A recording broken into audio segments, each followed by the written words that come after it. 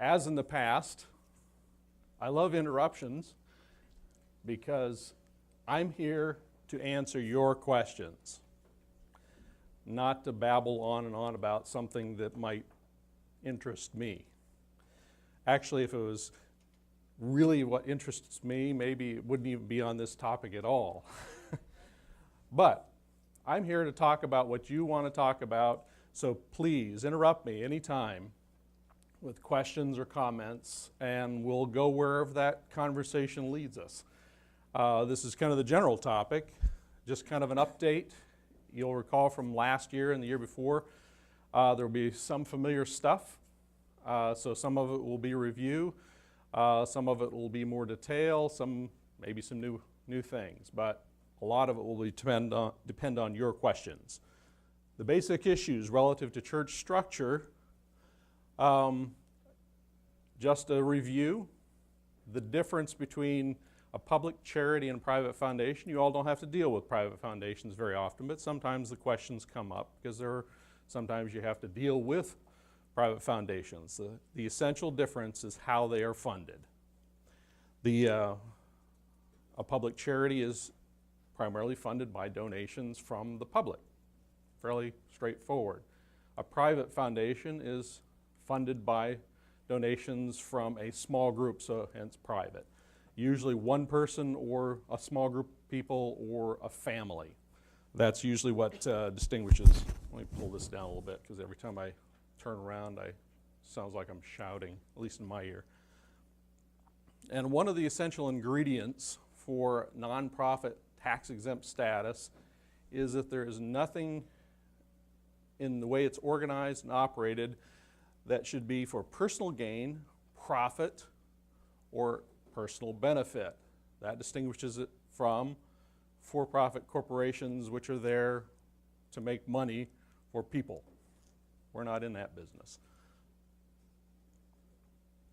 Now, the IRS, as we all know, manages and oversees that status that we all enjoy. And there's several ways that you can go about getting recognized as being tax exempt. The primary way is just applying to the IRS directly by using Form 1023. But we as a church have something somewhat unique. Churches and church-related organizations are automatically exempt without doing anything. It's just by act of law, churches are exempt. But many churches will apply for recognition because it helps facilitate their operation in a number of ways. We have, as some of you will recall from prior discussions, what is called a group tax exemption. The group tax exemption is a unique creature of tax law that allows for a group of related organizations to be exempt by one act of the IRS. And then it's up to the parent organization, the highest organization that has issued that group exemption, to manage it entirely. We'll get into that a little bit later because I wanted to go into a bit more detail about that today. So we'll get into that a little bit later. Now, in terms of the church, our internal policies that relate to the group exemption are found in North American Division Working Policy C-47, denominational status. Whether you're a part of the group or not hinges on having that denominational status. Just very simply stated, it means that you're part of the denomination. And C-47 has a bunch of criteria that define what is meant by having denominational status. And also the procedures that you go through to get that recognition. It's not automatic. You have to actually go through a process to be recognized. That's a bit of a misconception that I've encountered quite a few times. Individuals assume that because they're part of the denomination, they organize, they create a new corporation, that it's all automatic because they did it. Well, not so, at least not under the policies. And there's a very significant part of that I want you to remember is SDA yearbook. We'll get back to that a little bit later. Let me ask you, this reminds me on the IRS Form 990, who files it, who doesn't. Churches are generally exempt. Churches, church-affiliated organizations, conferences, associations of churches, and what is called an integrated auxiliary of a church. Basically, what an integrated auxiliary is something that is funded by the church and it's affiliated by the church, affiliated with the church. It has to have at least 50% or more of its funding from essentially internal support by the church and other church entities. An open question is whether or not just regular member donations actually are counted toward that. I believe they are, but the IRS has not been real clear on defining that. Let me ask you, now that we have the 990 on the board, how many of you have gotten an IRS notice that says you haven't filed your 990? I think there may be one or two in the room that have gotten for one of your entities in a conference or a school that says, we haven't seen your 990, where is it? And after you're done panicking, if you do get this, because the IRS is starting a process, they have been purging their database of entities that are no longer in existence or that they can no longer get in contact with. So they've been trying to identify those entities that are no longer a part of it. They have over 1.5 million, closing in on 2 million exempt organizations in their database.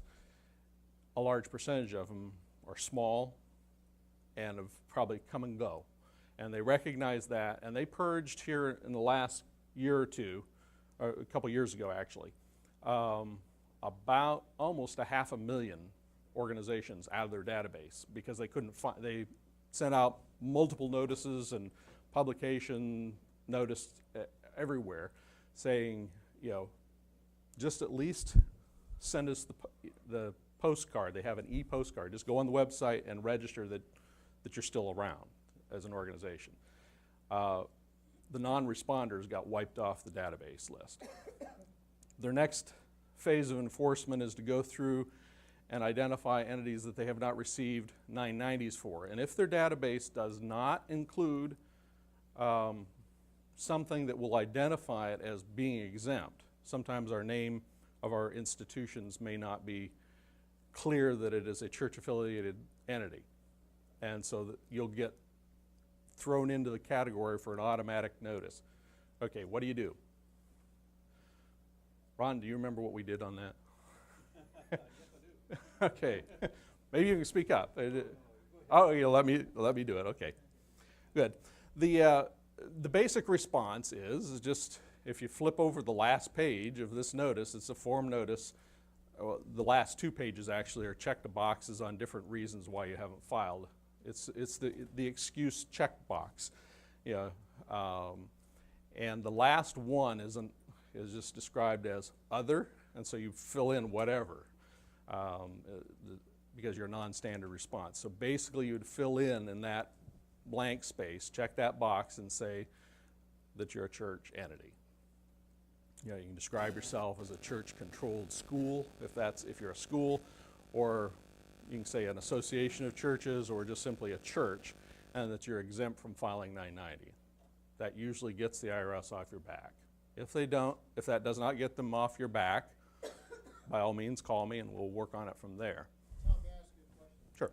There are times when you have churches that apply for a separate 501c3 or some special work they're doing. How does that apply in this? They would still be able to enjoy being exempt from filing the 990 if they've filed on and they're classified as a church or a church-controlled organization. But some entities who do apply separately for an exemption, which you can do even if you have denominational status, you can come under the group exemption, but you do have the option of applying, just as Seth has suggested. Sometimes there are advantages to go ahead, even though you are exempt from filing 990s, to go ahead and do it. it's a big bother. So I'm not sure that it's probably only in a few instances, quite frankly. But increasingly, large donors, foundations, their expectation is that they can go online and look up your 990 and know all about you. And if you don't file, they can't find your 990, you're off their list, because that's their mindset, that they look for the 990. And so some entities that are normally exempt will go ahead and start filing a 990. Here's a question that I get every so often. Someone who maybe an entity that didn't realize it didn't have to file that, or they got the notice that Ron and I were talking about, and they quickly started getting caught up and they started filing. And then they were found out that they really don't have to file. What do you do then? That's when I urge you to call me before you stop filing. Because you can't just simply stop filing, because you will get a whole bunch of new notices that you've not been filing. It's very difficult to unring that bell, because once the IRS has you in their database that you're filing 990s, they don't want to let go of you. They like to get those 990s, so you're going to have to jump through some extra hoops to prove to them, to their satisfaction, that you are exempt. And that takes a bit of effort and a bit of time. So if you are filing 990s and you want to stop, just remember that it's a process, that it's going to take some time to get the IRS convinced. Okay, our group tax exemption. The General Conference is the parent organization. It was granted in 1950, and it covers all U.S.-based entities in the denomination. Uniquely, it covers the Inter-American Division, which is not relevant to us here, but because their headquarters are based in Miami, they come under it, even though principally all their territory is outside of the U.S. But U.S.-based organizations come under the group tax exemption. So any entity that was in existence in 1950 was in the original list, the original group, and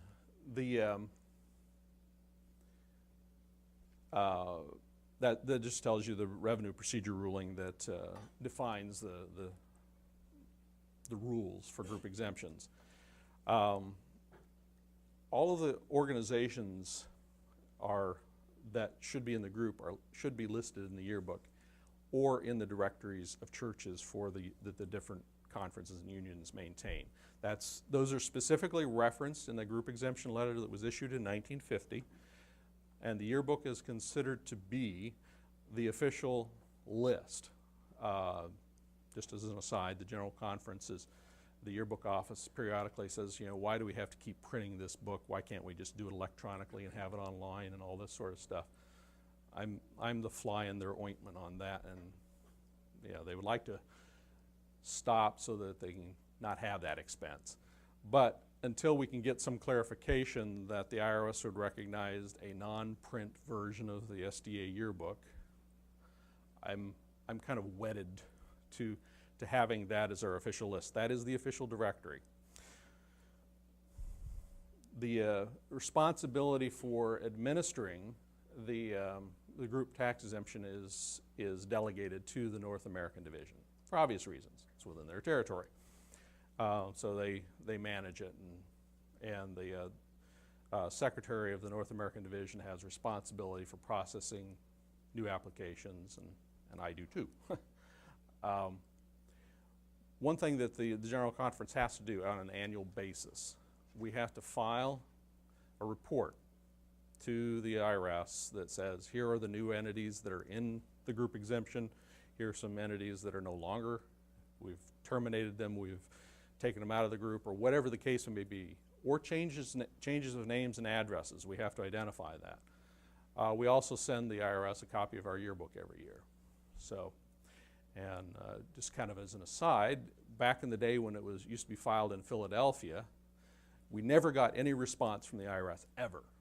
in all the years that I was dealing with it, and nobody with memory before me could remember the IRS ever acknowledging getting this report. So we had this idea that perhaps it was just being dumped somewhere in some back room in the IRS office in Philadelphia. When they moved all the exempt organization administrative parts of the IRS out to Ogden, Utah, I actually started getting responses. It was shocking. I was taken aback when I got a call from someone from Ogden, and they had some questions about our report. And I thought, this is unusual. And then in the course of the conversation, I made reference to the fact that the yearbook was our list. And she says, oh yeah, it's right here on the shelf. I thought, this is a shock. I had assumed it was, deposited in the closest dumpster every year. And we already covered that part. My office is deemed to be by fate, I guess, if nothing else, as the official record keeper for the group exemption. I'm the clearinghouse, the gatekeeper, if you will, for any entities that are now brought into the group exemption. So the editor of the yearbook, when you're going through and doing the edits for your conference, if you add some organizations to that list under your conference, she will not add them to the yearbook until she's gotten word from me that you've gone through the process that we're going to talk about in just a minute. Now, if you are exempt not under a group exemption, you can go to the Internal Revenue Service and ask for a confirmation of your exempt status. But under group exemption, the rule is very different. That's why I have it in bold print here. Please do not call the IRS. You'll confuse them. And they're easily confused, trust me.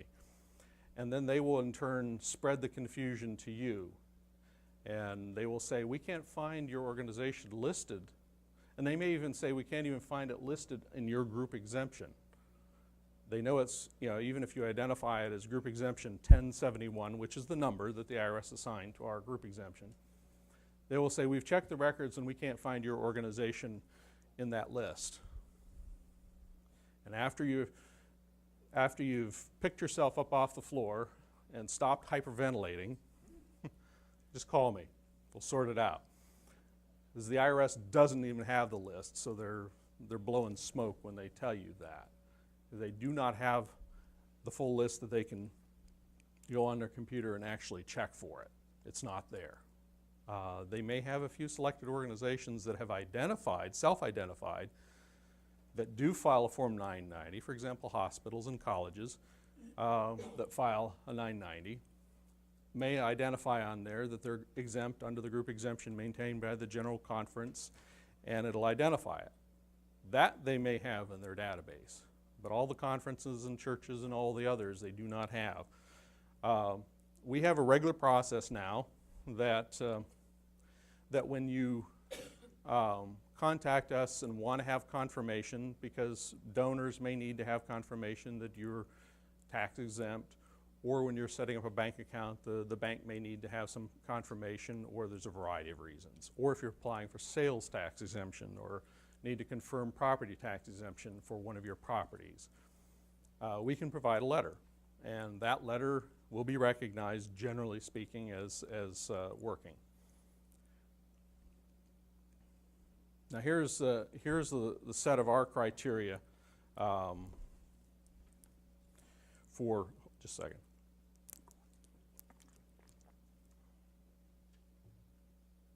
Under C47, the criteria that for processing to be recognized as coming under our group exemption and having denominational status, you would submit an application to the Secretary of the North American Division. Now, the little parenthetical on this screen is basically there are two alternatives. If you don't have denominational status, you're an independent ministry. You may be affiliated with the church in some general sense, but until you've been actually recognized, you're an independent ministry. What the secretary of the division will do is send that application to me to review the documents and make sure it complies with the policy.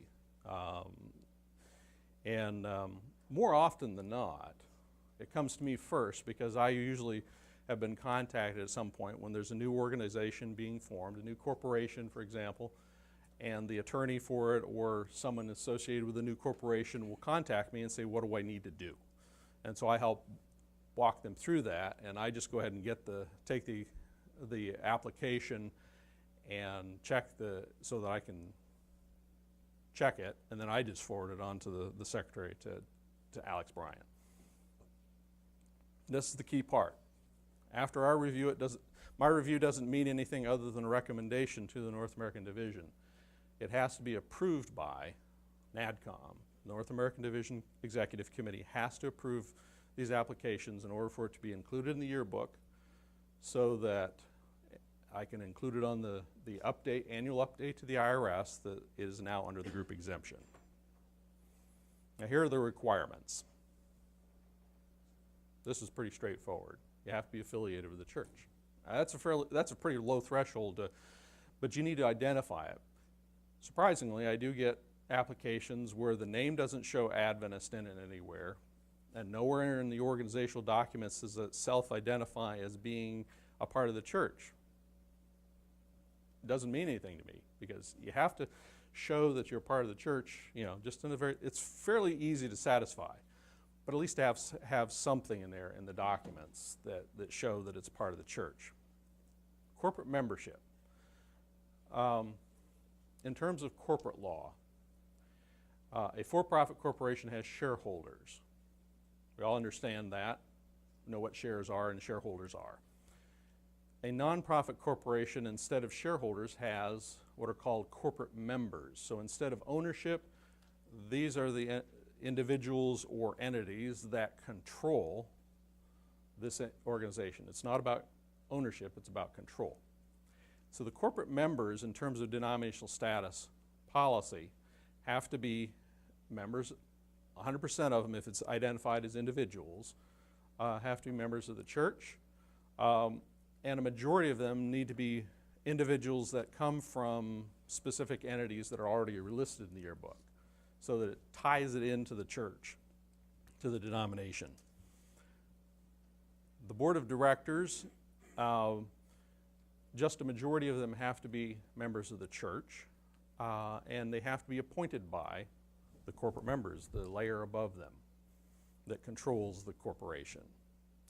Now, why you might ask, do we allow non-Adventists to sit on the boards of a denominational organization? This was largely as an accommodation for healthcare, which typically has to have, or it's to their advantage to have, community membership. Individuals from the community that represent the community interests on the board of the institution. So as long as we have a majority of Adventists on the board, we're good. That maintains a degree of church control at the board level. And the last provision that's in the policy is basically a dissolution provision. It just says that when this organization is terminated, whatever's left over after you satisfy all the liabilities goes back to a specific denominational organization. So that's the criteria. That's what makes you a part of the denomination in terms of this policy. Now, as we said before, there are several different types of corporate. The policy is written kind of with a corporate mind or type of organization in mind. So it allows for other types of organizations that are not incorporated. But one thing to emphasize is that if an organization is incorporated, it is absolutely essential that you have to apply, because it by law is a separate legal entity, and so it's identified as something separate and apart from, and so this is a way of tying it into the church. Otherwise, it's viewed as completely independent. If an organization that you have formed is not incorporated, If it is separately organized, as say an association, and you have articles of association or a constitution and bylaws, and there's a degree of autonomy, you should also have to apply for denominational status under the policy. However, if you're just simply a department or a specially designated ministry of a conference, for example, as is increasingly very popular, you'll have XYZ ministry that'll function very much in its own name. That's viewed as just simply being a part of the conference that is associated with, and would not necessarily have to apply for denominational status. I do have a pending request or application right now for an entity that really is functionally a department, but because it has so much autonomy, they want to be separately identified, so they're going to go through the application process anyway. So why is it good to have denominational status?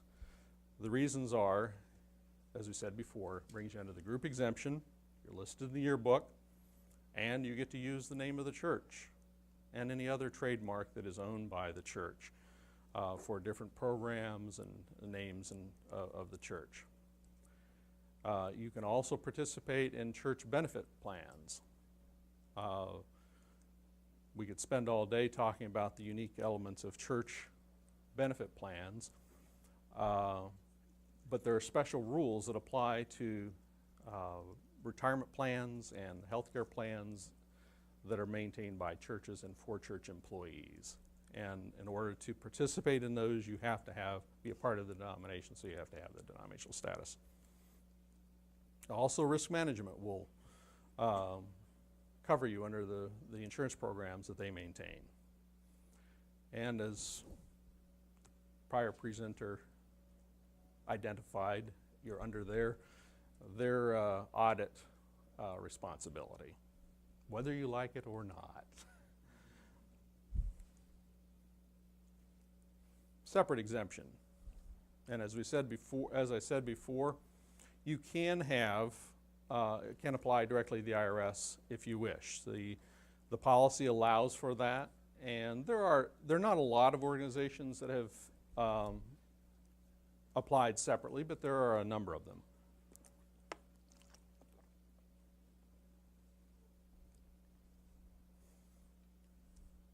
And that would mean you go ahead. I audit churches, and sometimes when I'm reviewing the board minutes, I notice that there are organizations that are hiring companies to help them set up a 501c3. Mm-hmm. Whether they go forward with it or scrap the plan, normally if they go forward with it, it's usually set up as a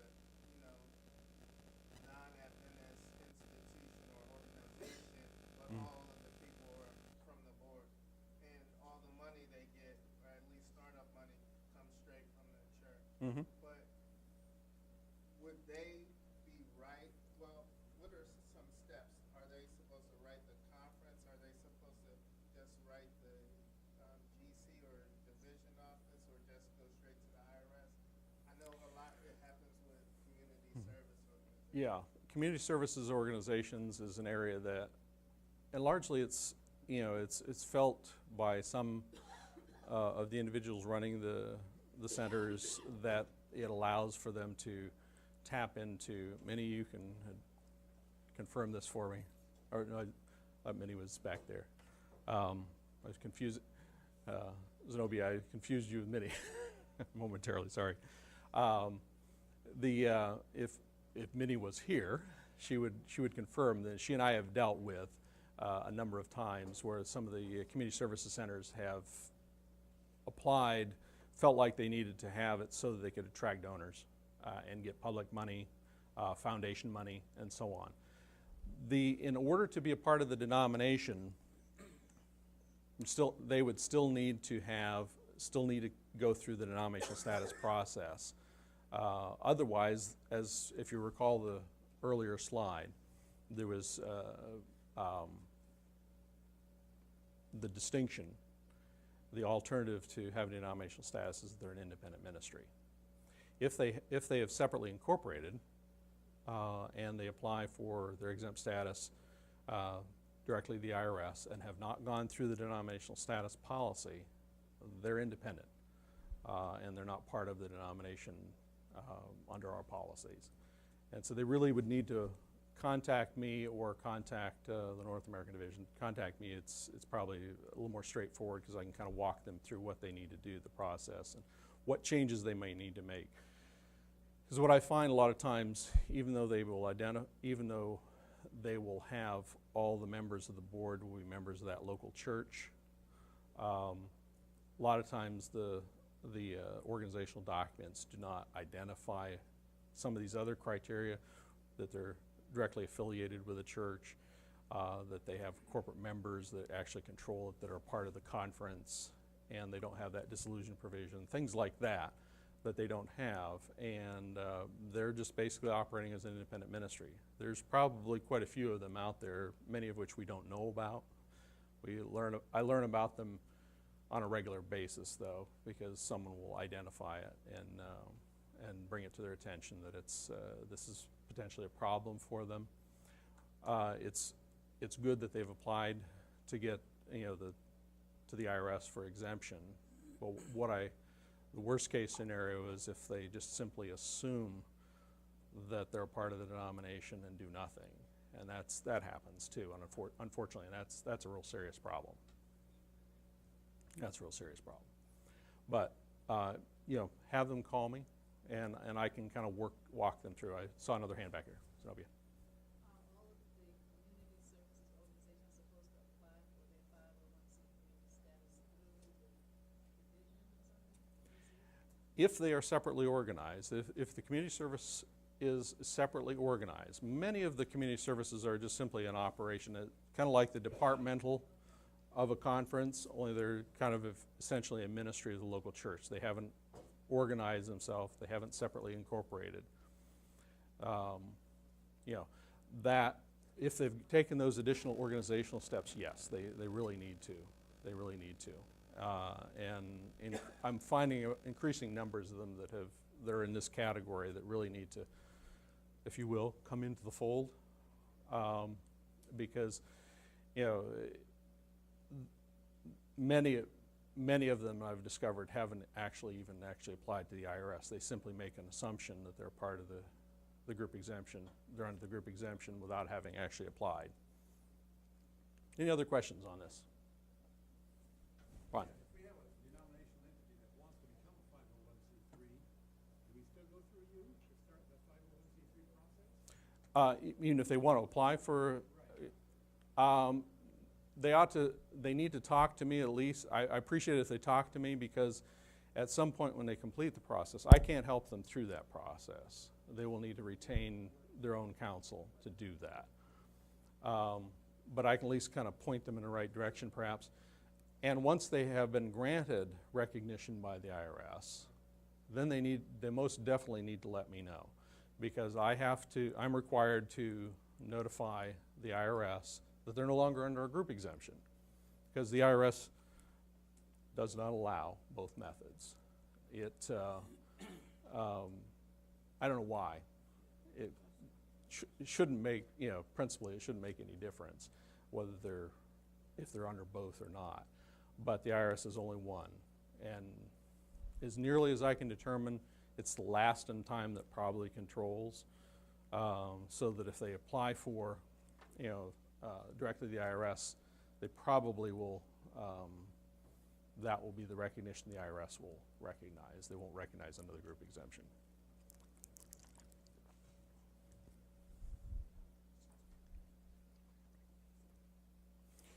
Okay, this is just sort of a review because we did touch on this earlier. If you're under the group exemption, you can contact me or my secretary, Maria, and she will start the process and have a form letter that she'll get some information from you, and a form letter that I will sign that confirms that you're under the group tax exemption, that we've checked the records, that you're under the group exemption. Probably some of you in this room have gotten that letter. One of the conferences, in fact, decided, because they were having trouble with banking, with a lot of banks in their state, recognizing the churches, the local churches, and setting up bank accounts. I'm not sure what the exact problem was, but they determined that if they had a letter confirming that they were exempt, it helped facilitate that. And so they went through the entire list while they're still in the process, they have gone through the whole list of churches in their conference, and I'm signing a letter for each one of those local churches. I'm happy to do that. Just, don't it's a lot of them, but that's part of the process that that we manage in our office. Question. On those, I usually take the letter that you gave to our conference and then add a letter to that where I write it to the church or school. And Yeah. just say that they're covered under our organization as Yeah. being covered under the general conference. Yeah. And that just works. So usually That- at the that- conference level, Yeah. I've never had any problem with that. That's right, and Maybe if in I'm prior wrong, tell me. no, that's fine. In prior years, that worked. Some organizations and banks and are getting a little more sticky about it, and our letter will actually tie it in, like say XYZ Church is a part of the ABC conference, and have an address and the EIN, and so that we can identify it. But that has worked successfully for many years, but more recently the practice is getting more tightened up, and chances are a lot of inquiries that would be sufficient. People will be satisfied. Yeah, they're part of the conference. That's fine. And of course, if you have your own separate exemption, not under the group exemption, you're going to have to go to the IRS. You can't get that. I can get the information, but I can look it up, or you can go online. The IRS used to maintain what was called Publication 78, and you could go to a library and look up, and it would have listed all the entities that had been recognized by the IRS. It's actually 3 volumes. It's about this thick. It's like reading a phone book. It's small print, just column after column of names and city where the organization is from. Now the IRS no longer prints that. They now just have an online, they call it Exempt Organization Select Check. If you just go on the IRS website and you can find Select Check. I would have put that link in here, but it has a lot of extra characters in it, and it's just simpler to just go to the main website and do a search for Select Check, and that will get you there to look up. This is also helpful if you're trying to confirm an organization that you may be doing business with that's not a part of the denomination, or but it'll have all the organizations listed there. State tax exemption.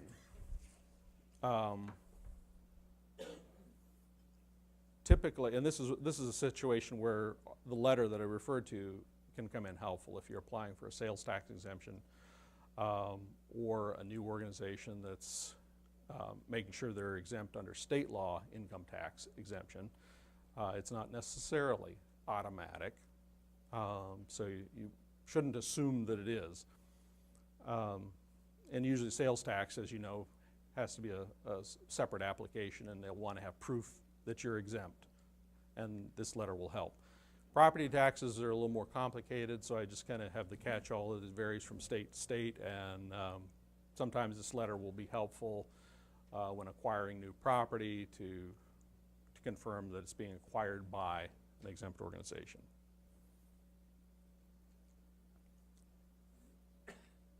Thankfully, this is over for now.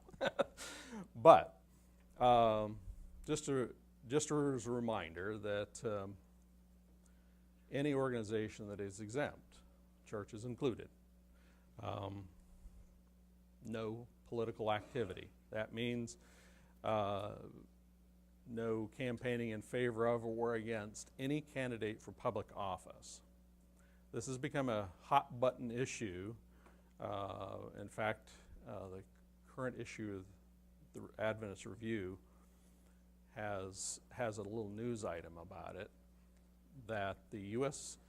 Conference of Catholic Bishops is being challenged by some watchdog organization that says that certain bishops, Catholic bishops, during the election were crossing that line in their, and understandably the Catholic Church has very strong views with regard to contraception as well as abortion,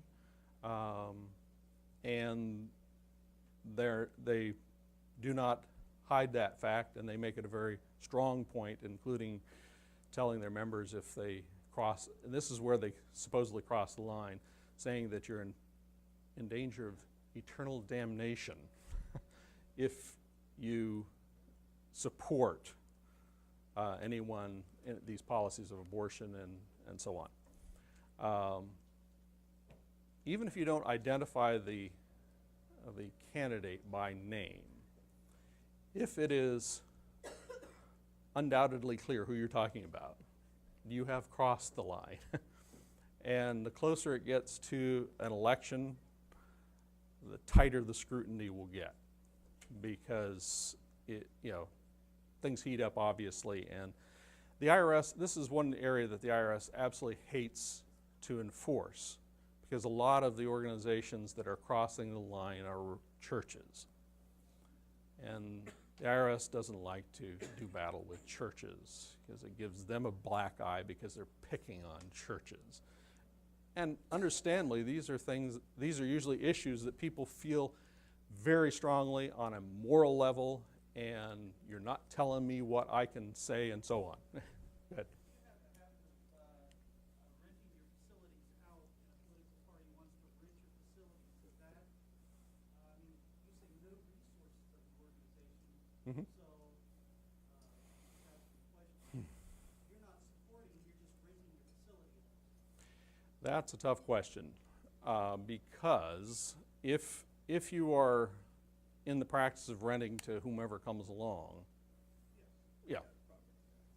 probably it's not going to be a problem under this specifically. And I just heard the comment right here. I heard you. It may be a problem on your property tax if you're renting it out to a lot of anybody can come there. That may be another issue. But on this immediate issue, if you pretty much allow for anybody without being selective on what organizations would rent your facility, it's probably not a problem.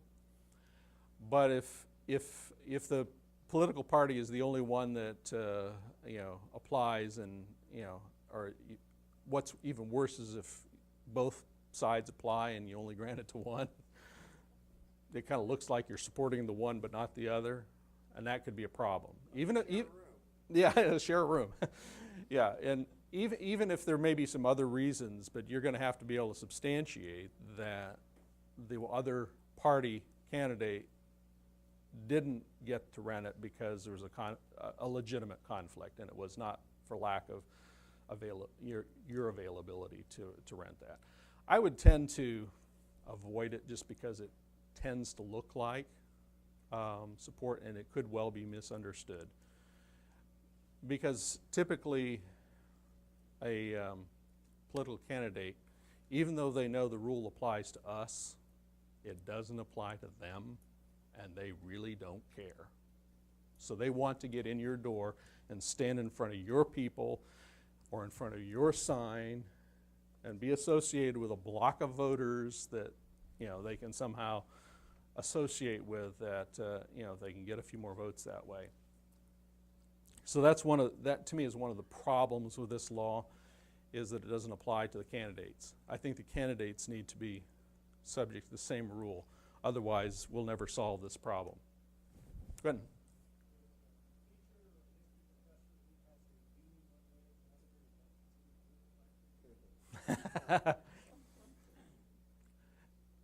If he has, just I'll repeat the question for if everybody else didn't hear it. If you have in a school setting a history or civics teacher who leans one way or the other and makes his views known, is that a problem? As private citizens, we can do it. We can be political. but don't use the resources of the school. The problem in the context of educational setting is that it's entirely legitimate to teach students about the political process. And sometimes, you know, it's helpful to divide them up and have debates and all this sort of stuff, and those views get known. And if it's in an educational setting, you probably have a lot more latitude.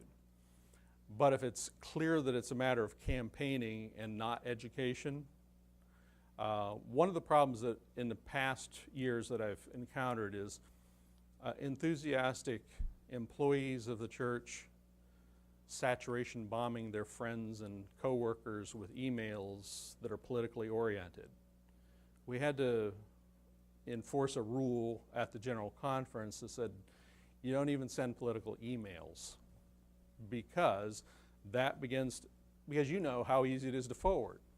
You know, and the first sender is someone from one of our organizations, and it begins to look like it's our campaign and not a personal thing. Even though we all know that we use the organization's emails for personal emails. Refrain from that. If you feel compelled to be political, get a free email address and use that. Just disconnect that activity, because you know the IRS, I don't want to have to help bail you out. Because you know the downside of crossing this line is loss of tax exempt status. It's a pretty severe thing, and that's one of the reasons the IRS doesn't like enforcing it, because they're essentially forced to use, you know, a nuclear weapon to swat flies, and they would rather not have to do that. But it has happened. Organizations, churches have lost their tax exempt status because of their political activity. Okay, thankfully all this kind of behind us now for at least another few years. Lobbying is a little different. You're entitled to, you know, lobby your Congress or legislature in the state and so on, as long as it's, you know, not substantial. One of my favorite topics, unrelated business income tax.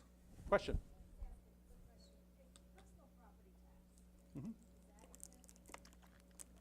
Personal property tax?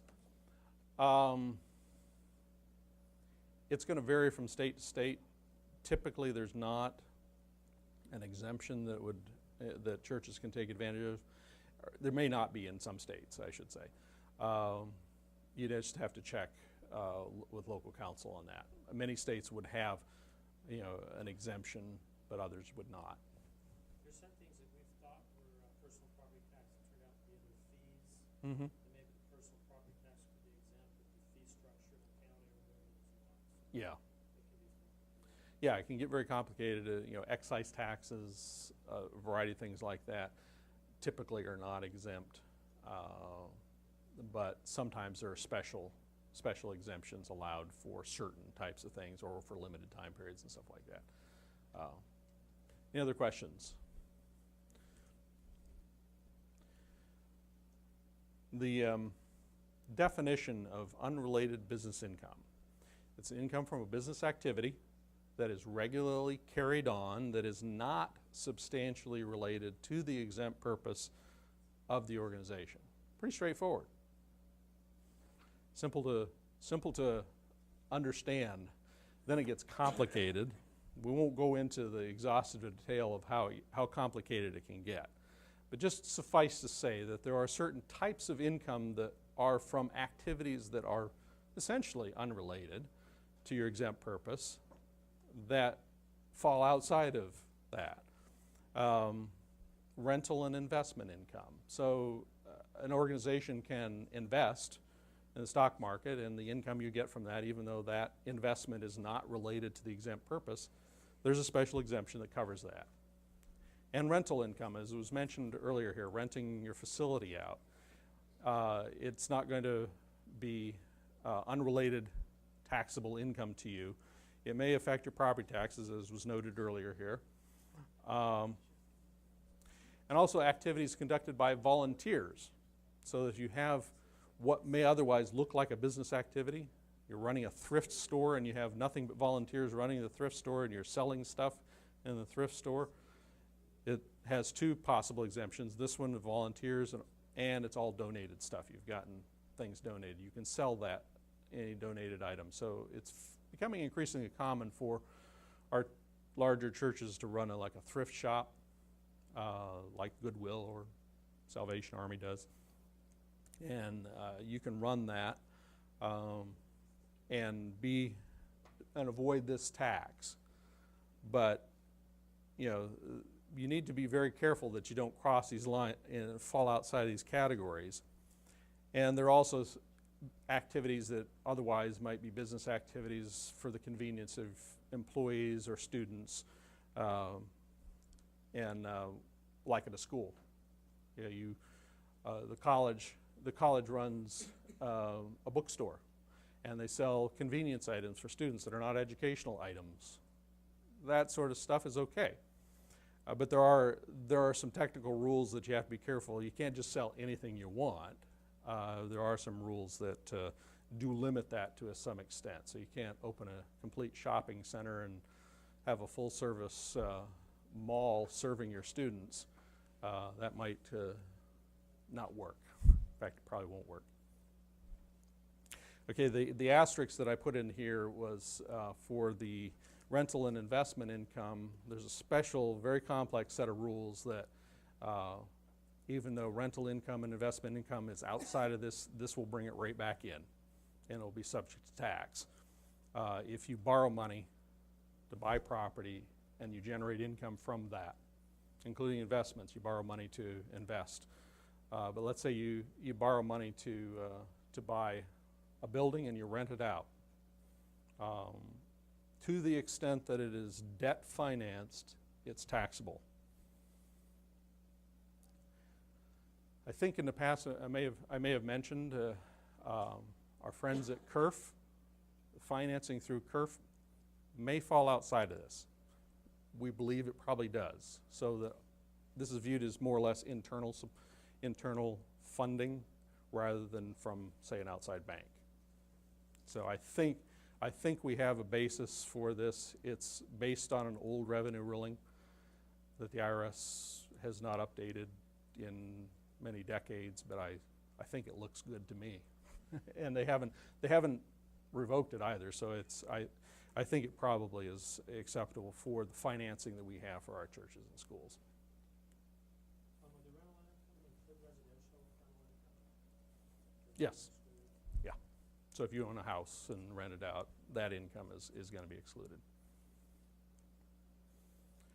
And if you do have unrelated business income, you have to file a Form 990T, and it's a very low threshold.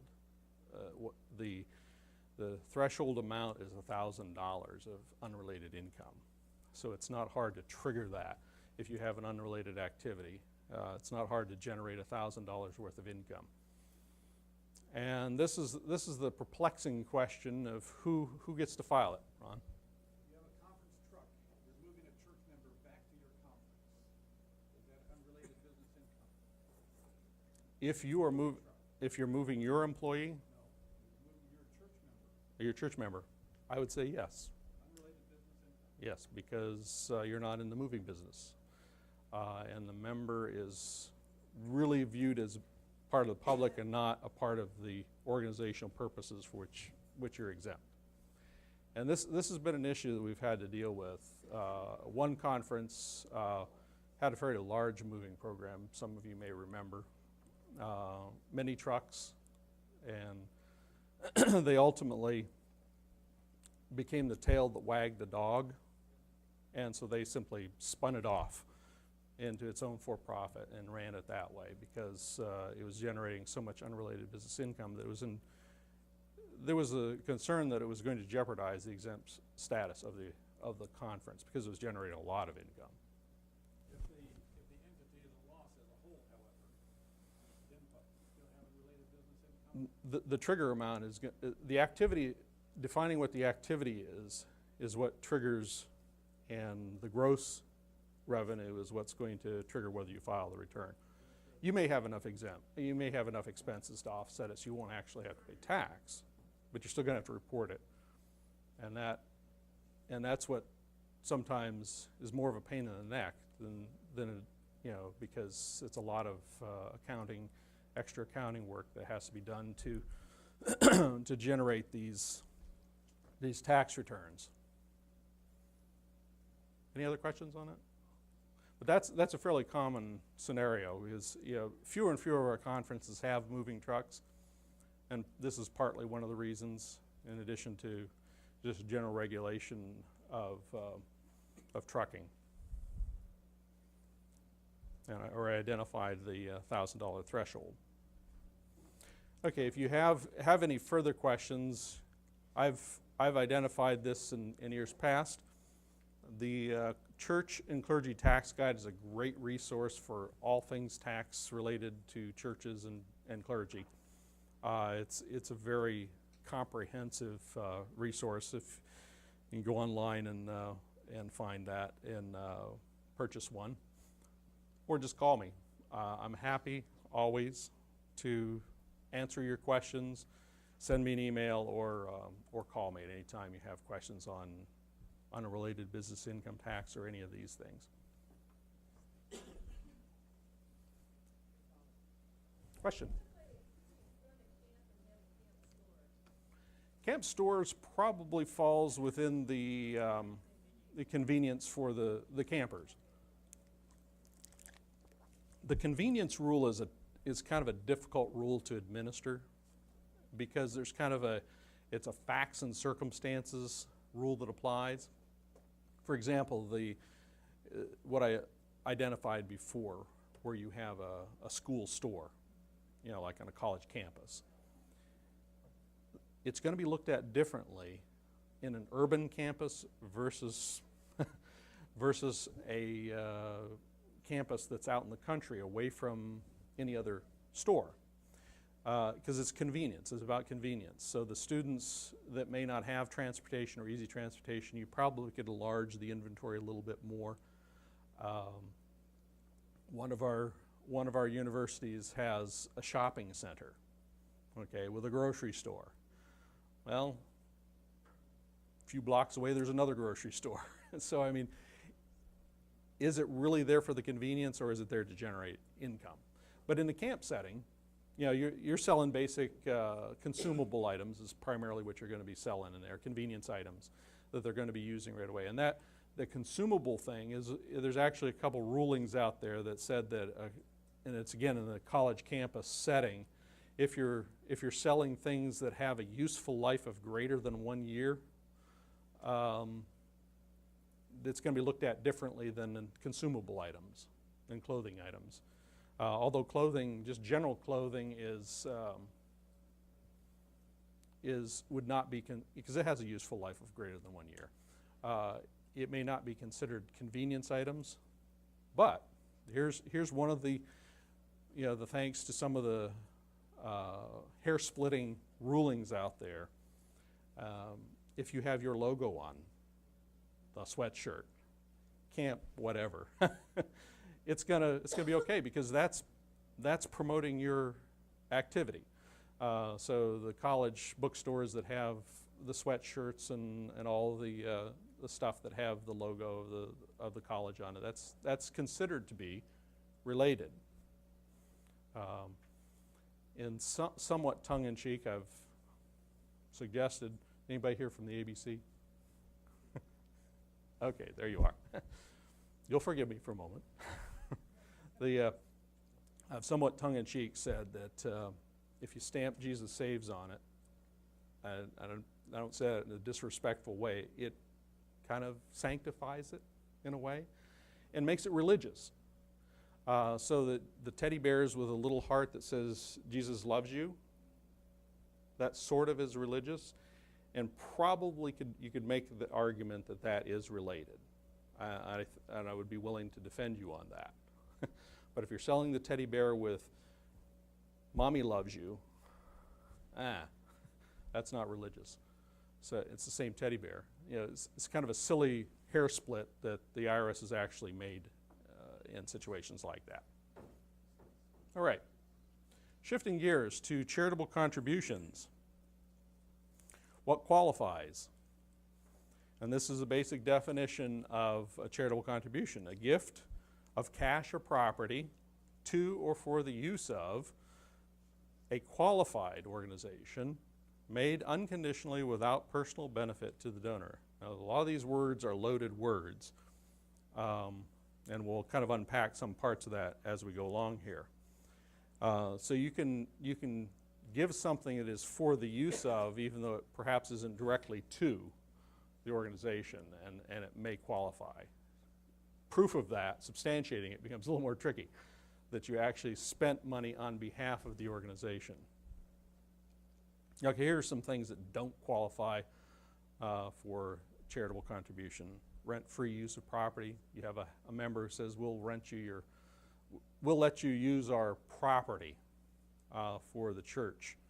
And would you give us a receipt for that? No, you can't.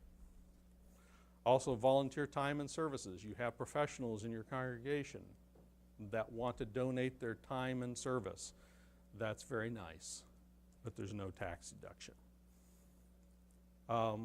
And obviously, payment at fair market value for goods and services.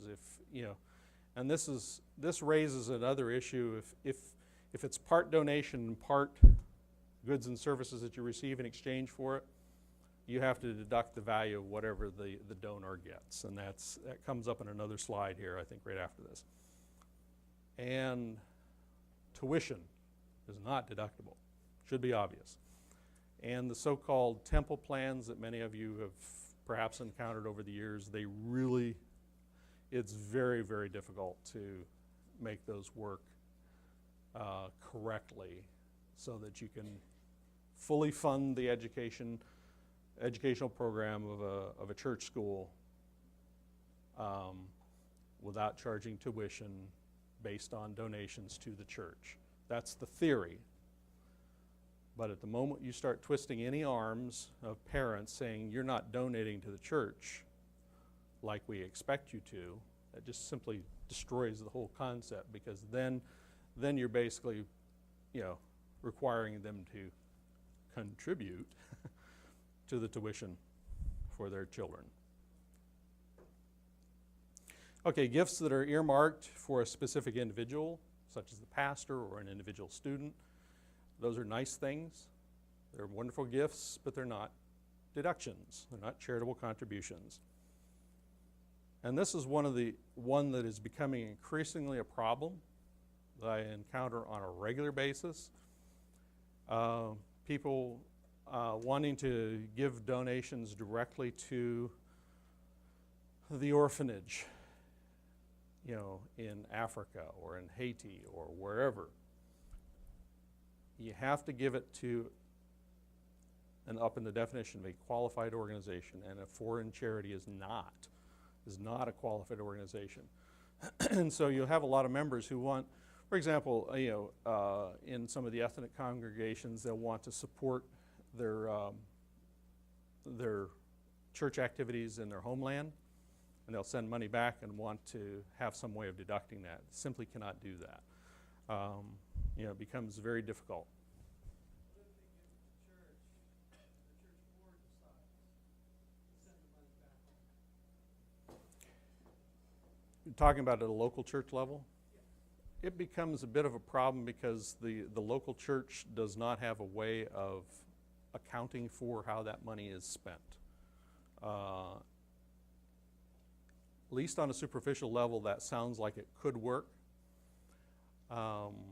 And the funding, for example, some of our local mission programs, the short-term mission trips, the local school or church are collecting money for that. That's all fine. And they're using it overseas for the benefit of organization overseas. But they know how that money is being spent because they're going over to help build the school or whatever it is they're using the money for. So they have a way of confirming and accounting for that money. And they're involved in the administration of that project. The difference in just the simple scenario where they just send it over there, they have no way of accounting for it. That's why if, it's strongly advisable that they route it through the regular church channels, send it through to the general conference. The general conference then can put it through regular appropriations where it can be accounted for within the church accounting structure and audited by the general conference auditing service.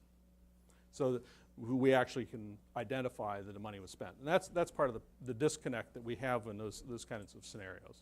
You have it as gifts earmarked for a specific individual. Does that include, let's say, a mission trip, and you have 20 kids looking to go, and you have people they're trying to fundraise and, Right. and so on. Could you explain how? Yeah, in fact, just yesterday, I went to the Spencerville. Their youth group is starting early stages of their mission trip at spring break time, and that was an issue, a point that they brought up, and I was able to confirm that yes, you can do it that way. If you're making the donation to the church, you can identify who the person was that was doing the fundraising, because everybody's required to, all the students are required to raise their share. Some raise more, and so that goes into additional funds for it. Kind of the best way to do it is recommend to people to, on the subject line of the check, put for the mission trip, and then what the Spencerville is doing, they're doing it just right. They have on the letter, the form letter that the kids send out, it has a tear-off on the bottom that identifies, the person and who sent them the request. And that way it goes with the donation. The youth pastor or the church treasurer can make that connection and say, okay, this student actually has been raising their money. It's a matter of accounting who raises the money rather than for them personally. So that's the distinguishing factor, is if it's, and this is, if you get a check that's made out to the student, you can't give them a donation receipt for that, because then it's theirs. Well, when you say made out to the student, what if they have it made out to the mission trip with the student name on it also? Is that automatically? Probably not automatically, but it could raise a potential problem if there was ever an audit and the canceled check came up. Not likely, but it could come up. But it's recommended not to put it on the donation, the check itself. Yeah, I would strongly discourage putting the name on the check of the student. So I think what you're doing is right. It's fine, and We spell it out in the letter, but for some reason people don't read it. yeah, I have a second question, if I may. yeah, sure. We had a trip go to Africa last year, mission trip, and so, we qualified for getting donations, like you said. But for follow-up, they're sponsoring some kids over there, some girls, so that they can go to school. Okay. Would that still be okay because they know where the money's going for that program? Yeah, that gets a little bit more fuzzy, because obviously this is to benefit an individual over there. If the church is taking charge of the sponsorship of those students over there, and it's through a selection process, just like awarding a worthy student scholarship, I think we could identify it that way. Because it's not for it's based on need, and so it's kind of like a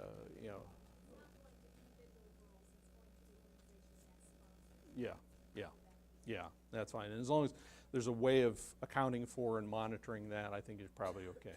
I think you're okay. What if someone provides a service to the conference? It's their regular job, and they're like, okay, I'll charge you $1,000, but what I normally get for this is maybe 6 or 7. Yeah.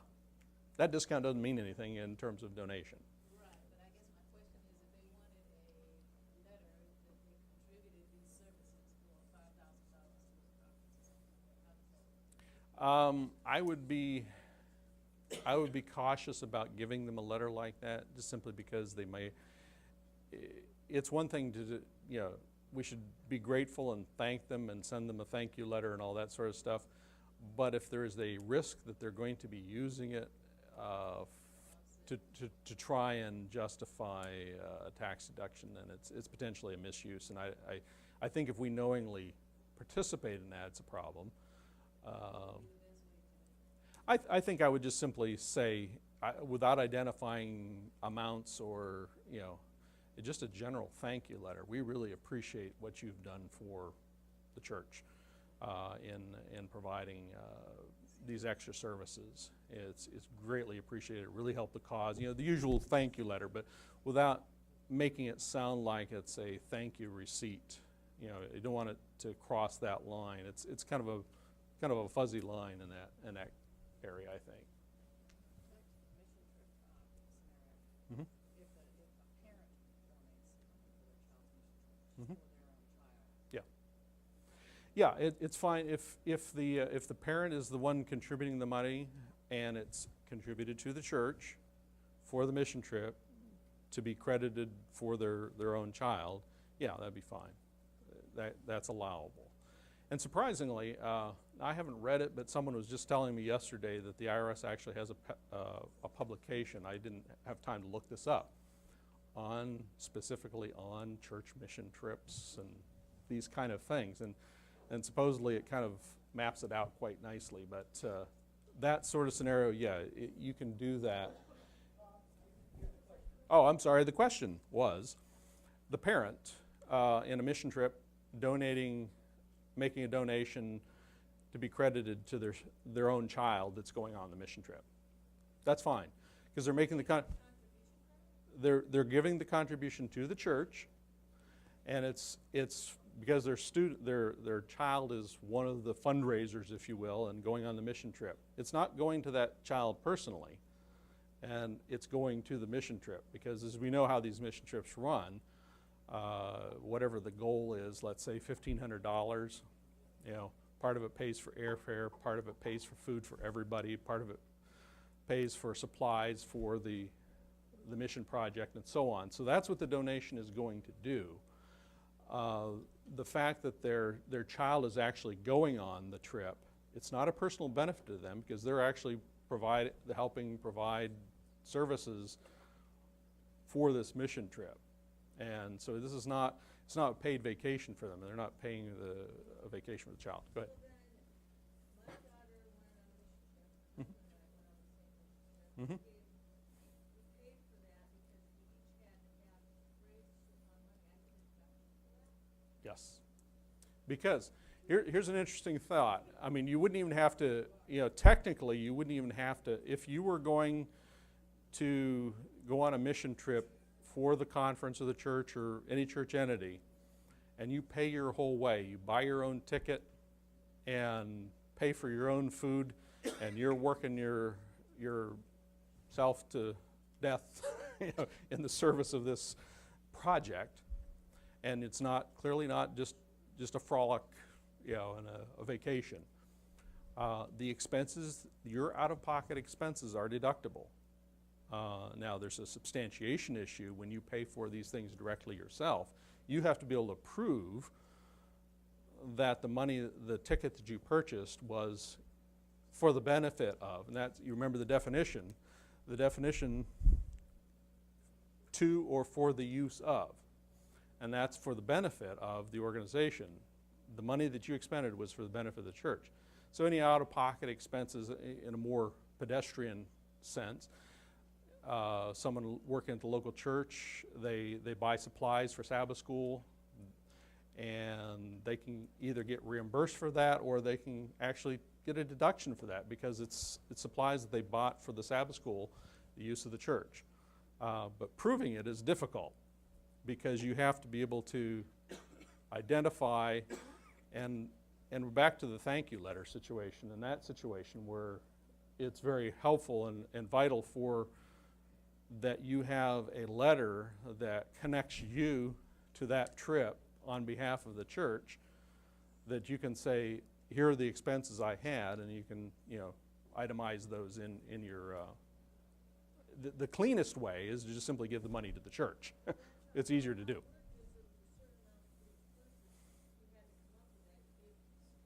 Right. Right. Yeah, that's right. I mean, it's a contribution to the school or the church, whichever. Okay. Yeah. Yeah. get Mhm. started, and they collect more than that, we have refunded the parent's portion.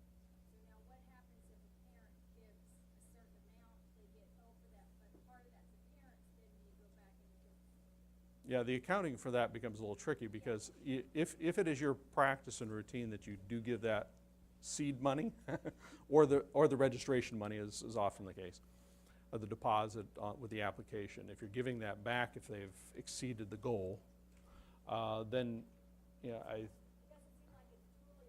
yeah, it's not. That's not a donation, and I would be very careful how you account for that so that you don't account for that as crediting their, you know. I know that it becomes complicated, and I think we make it a little too complicated for ourselves when we make those kind of distinctions like that. It's a little different. Parent or grandparent donates to student aid. Somehow miraculously, that amount ends up on the student's account. Yeah, that's Do they get a deduction for it? no. If everybody in on the secret knows that that's the way it's going to happen, no. Yeah. It's very tough in a small church because everybody knows that there's one student that needs help. It happens a lot.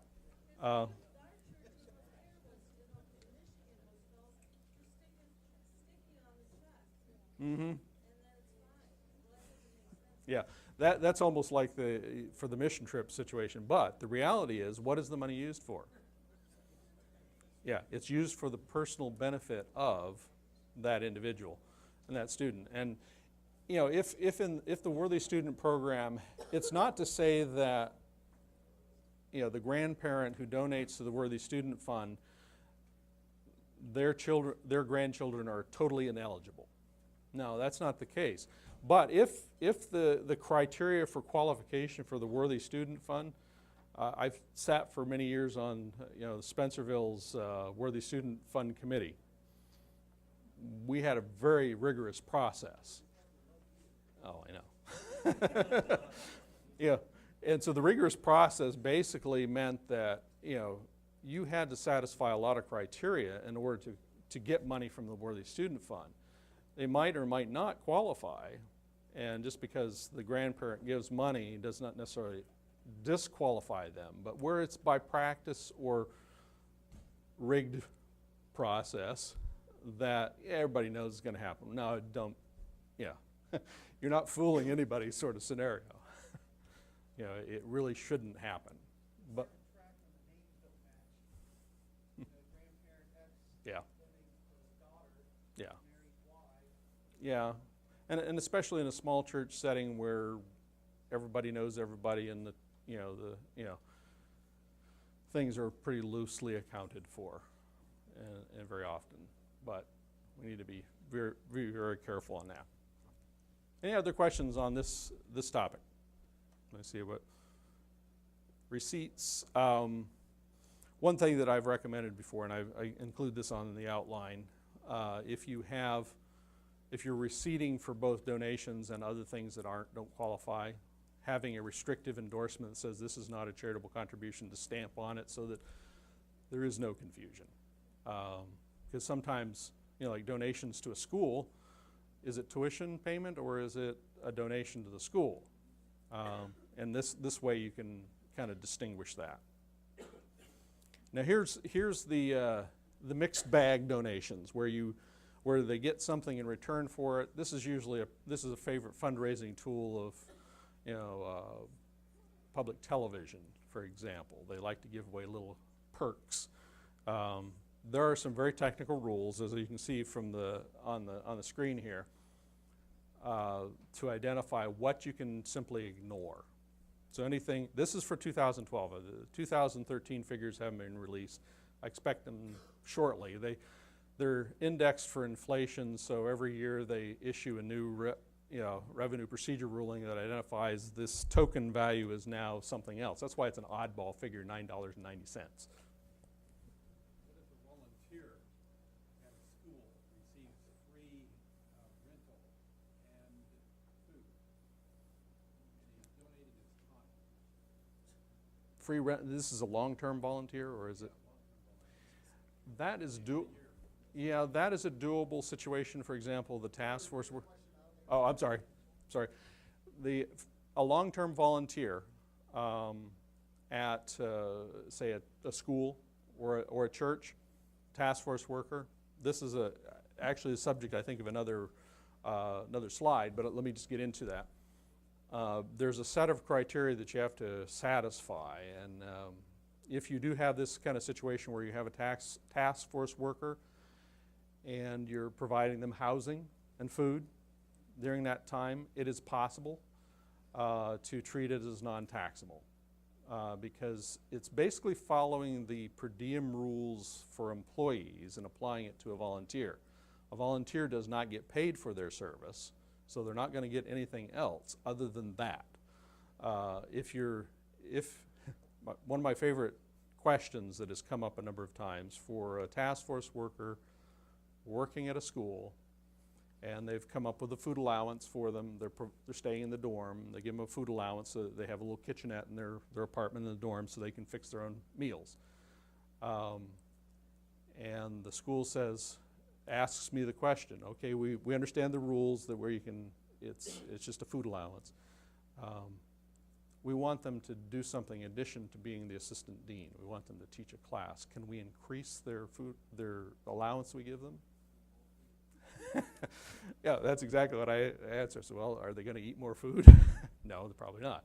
So, I mean, it's strictly limited to food and housing that you can provide, and incidental expenses, toothpaste money. But it has to be for a term of service of less than 1 year, because the technical rule in the regulations is that they have to be temporarily away from home overnight, and in order to trigger that per diem that covers their meals. And so, you know, for example, you can have an employee that's on assignment temporarily for a period of weeks or months, and you can provide them an apartment and a food allowance, and it's all tax-free. And that's similar to what we're talking about for the task force workers. However, be very careful on it. I have a set of guidelines, just one sheet that I can provide for anyone. Just email me or give me a call, and I'll be glad to email it to you, that lays out how you can do this for the task force workers. A large percentage of the task force workers, they're just simply low-paid employees, because it doesn't satisfy some of these criteria. And if you pass that 1 year term of service, they are an employee no matter what you provide for them. And the rules change. And it becomes quite complicated if in that scenario. Any other questions on that? Let me just move on to the non-cash contributions very quickly. Question up here?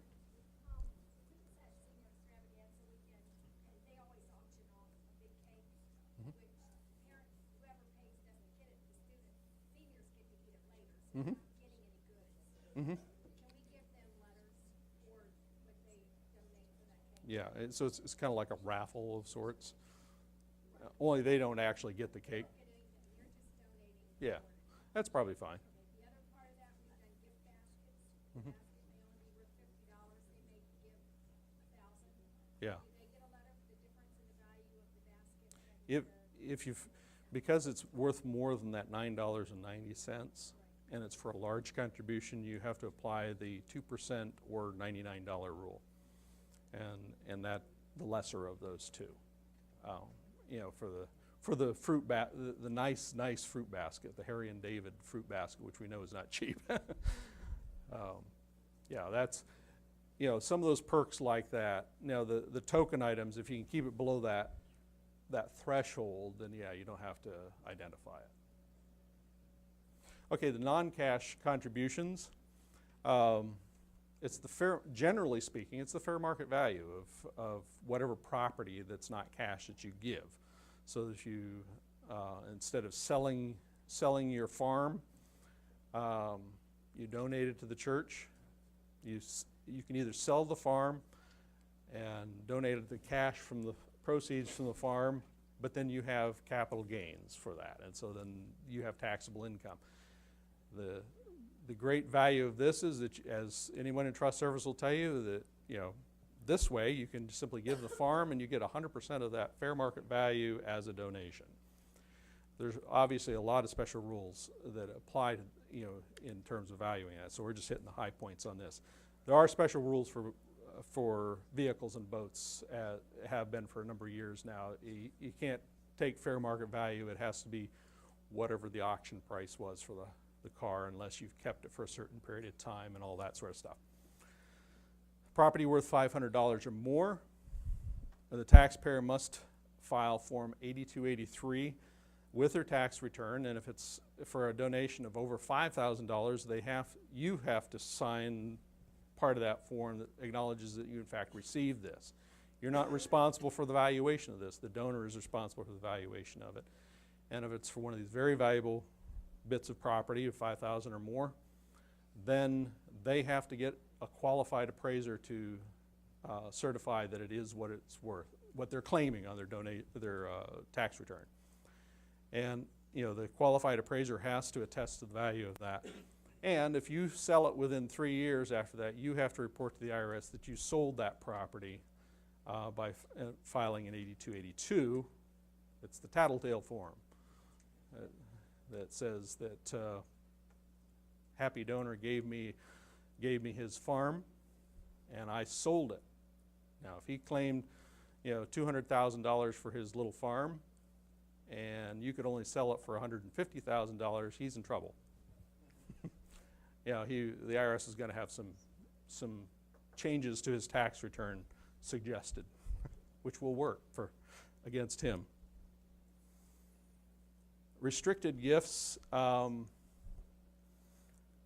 must be used for the intended purpose. You heard some of that covered a little bit with the auditors.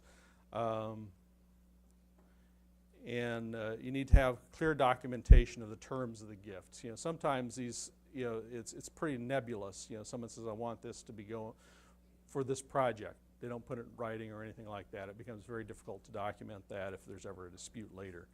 You know, small donations is not a big worry, but a large donation, it could be a significant issue. The last item there in the blueprint, just pay attention, as it's very fluid in terms of the federal legislation on tax-related issues right now, and a lot of proposals right now for limiting tax deductions. I don't know that much is, I'll wait and see. I would not be willing to predict anything.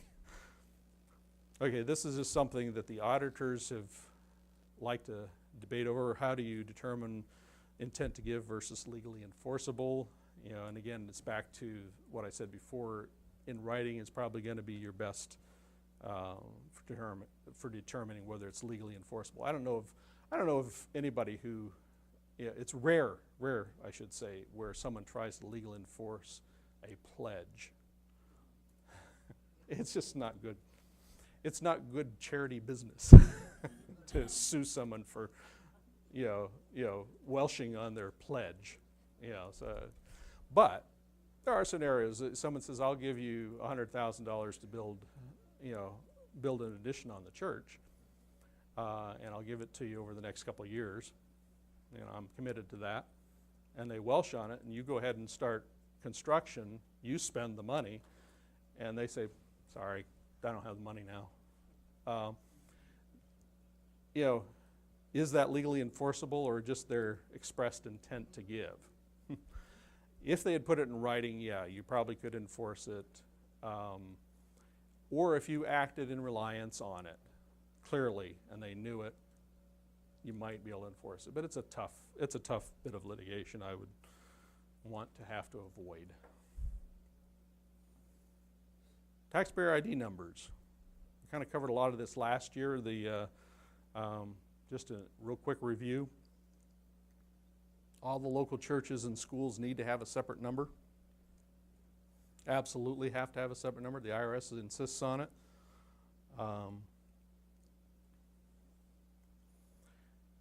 Now, some of the conferences, you know, have gone through this, what we call a merger process, where the unincorporated association merges into the corporate entity.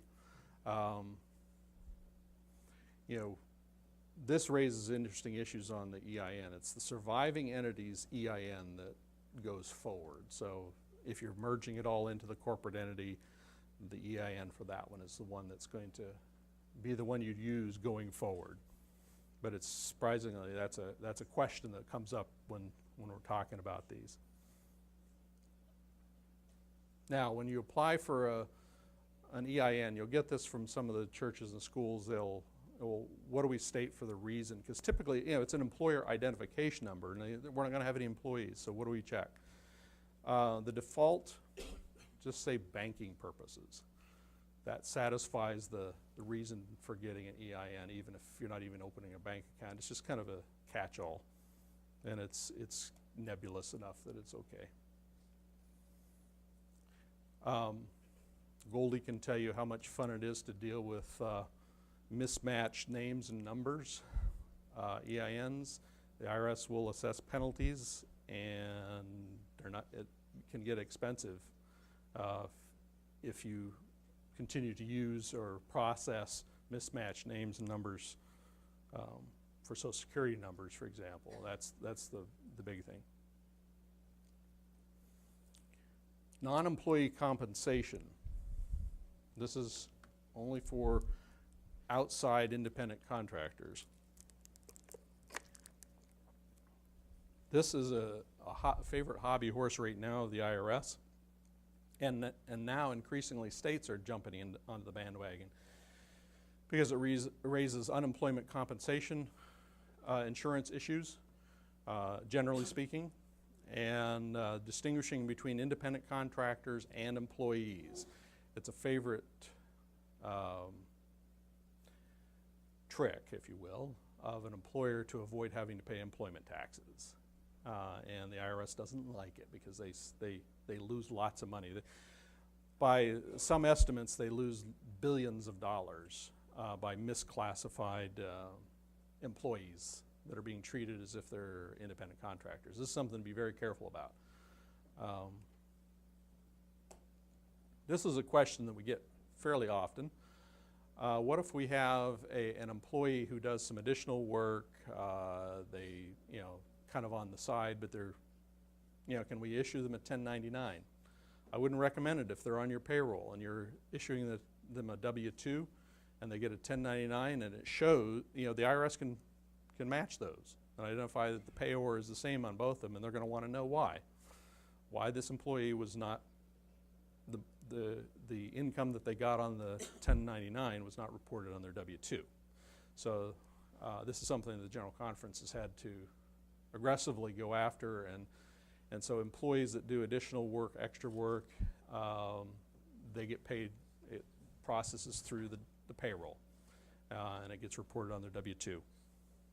Now, if they have a bona fide business on the side, it's recommended that they should perhaps incorporate that and have an EIN for that business, which would then get the payment, and that would kind of separate it out. But it really has to be genuinely a business that they're providing those kind of services to other clients other than the person they're working for as an employee. Literature evangelists are a special case. We won't go into that. And this was the question that you raised, Ron, about the task force workers. Now, increasingly we're getting questions about payments to non-resident aliens, individuals that are brought over from overseas to do an evangelism series, say in a foreign language,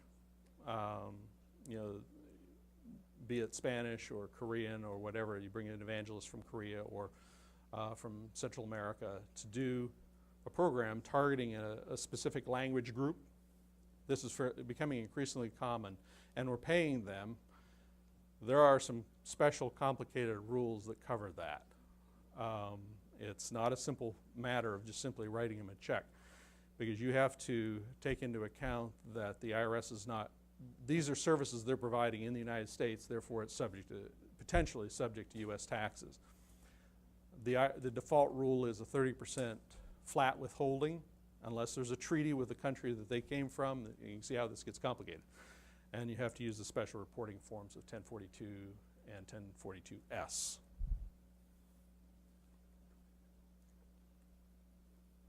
Ministerial tax issues. Is it optional? No. Believe it or not, that is a question to get, because in the normal conference setting, you usually don't have people who would rather not be treated as a minister for tax purposes, because there's usually inherently a tax advantage, as we all know, the parsonage exclusion and all that. But if they have their house paid for and they're late in their career, they're not getting much in the housing expenses, and so therefore their Social Security payments kind of offset that. And some of them say, well, do I have to be treated as a minister anymore?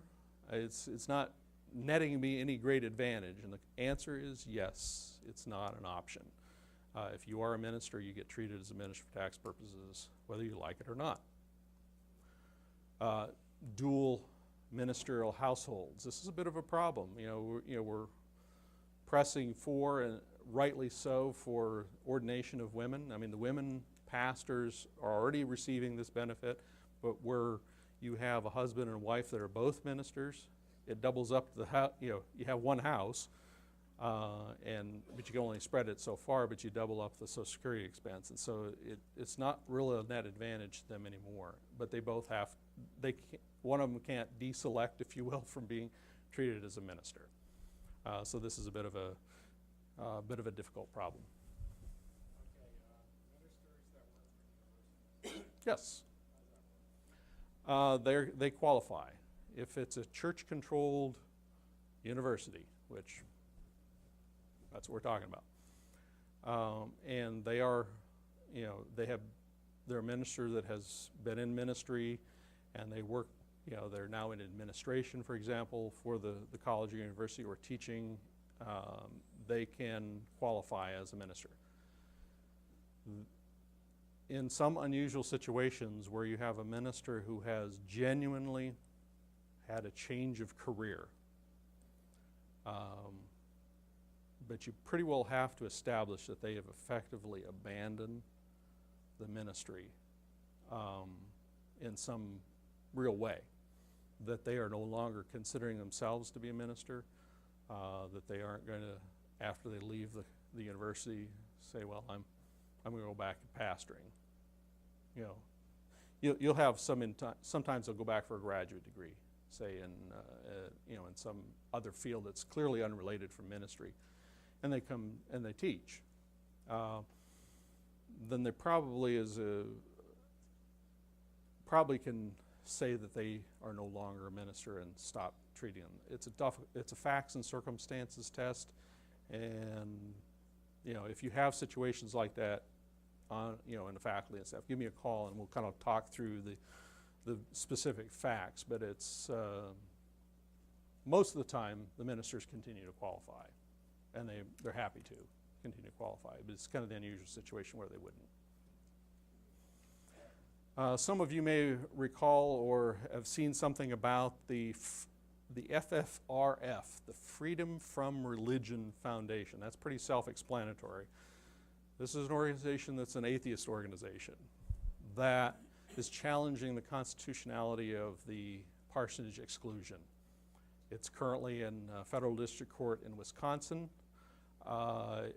They survived an early motion to dismiss on standing, a technical issue of standing, so it's still alive. It's still kind of giving us pause for serious concern, because this could be devastating to churches in terms of finance. If this is no longer a part of the regular system of compensation that we can count on for paying our pastors as being a tax-free benefit to them. It's a long ways to the end game, though. So it's a long ways before we see the end result on this. Question? It's been around since the beginning of the tax code back in the 20s, I believe. Where it originated as kind of the historic practice, where churches typically had a parsonage that was either attached almost to the church or right next to it, and that's where the pastor lived. And it's kind of grown beyond that. But it's been around for a very long time. And there are other housing allowances that are tax-free in the tax code. Some of us tax practitioners are kind of viewing that if there's a way we can combine them all together, it may diminish the parsonage exclusion a little bit, but it may make it more defensible on the constitutional. The basic issue of the constitutionality is that this is a perk only for religion, for churches, ministers, and therefore it's a violation of the First Amendment as an establishment of religion. That's the basic legal issue. The other case that has been fairly recently is the Driscoll case, pastor in Tennessee who had two houses. He had a lake house and he had a house in town. And he claimed the deduction for both of them. And IRS disagreed with him. Practically every tax expert on the planet disagreed with him. Tax court agreed with him. Court of Appeals said, no, you're wrong. So it's out. But it was kind of an interesting and entertaining case. Phil Driscoll, trumpeter Phil Driscoll. He was a musician as well as a pastor. He has a music ministry. Time? Wow, that was fun. Time has been called. Time flies when you're having fun or ignoring the clock.